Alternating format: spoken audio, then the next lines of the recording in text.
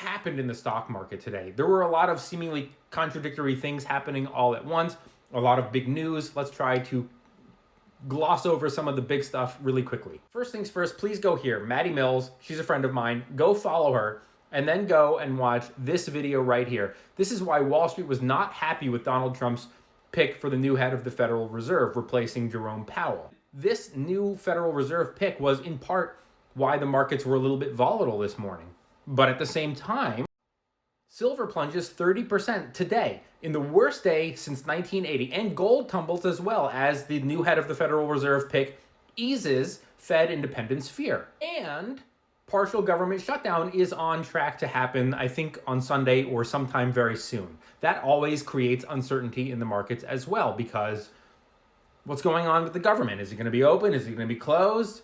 What's happening here? And we all know Wall Street hates uncertainty. And at the same time, where our stock market has been hitting record high after record high after record high, international funds have actually been outperforming US funds. People are worried about what's happening in the United States. They're losing faith in the United States, and they're moving money elsewhere, internationally. Both Sweden and Denmark have been selling off their US Treasury bond investments. But we're still hitting record highs in the stock market, which is confusing because are people losing faith in us or not? And it's one of those examples of it's probably a little bit of both.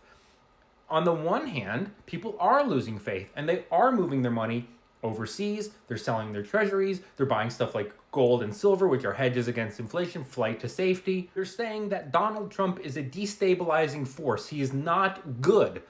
They're also saying that US institutions are maybe a little bit under stress right now. They're also noticing that the US dollar is weakening. But a weaker US dollar can help US-based companies sell more stuff overseas. Fear doesn't always necessarily crash the markets. It just means that people are hedging their bets with other things, potentially temporarily. Look, this Donald Trump stuff, it's going to end eventually. And I think big money in Wall Street knows this, and they're kind of hedging their bets. They're like, all right, this is short-term going to be very chaotic, very destabilizing. There's going to be a lot of problems. Let's take some of our money and put it elsewhere. But also, let's zoom out, big picture here.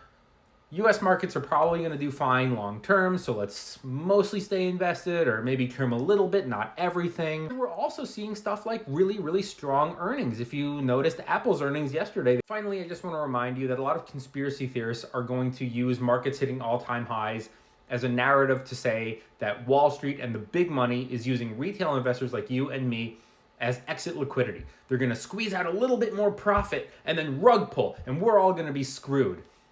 I don't buy that.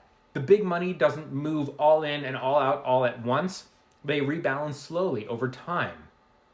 It's just that we are usually the slowest to respond. We get the news, we react slower, and that sometimes means that we are buying at the highs and then markets pull off. But I don't think it's necessarily by design.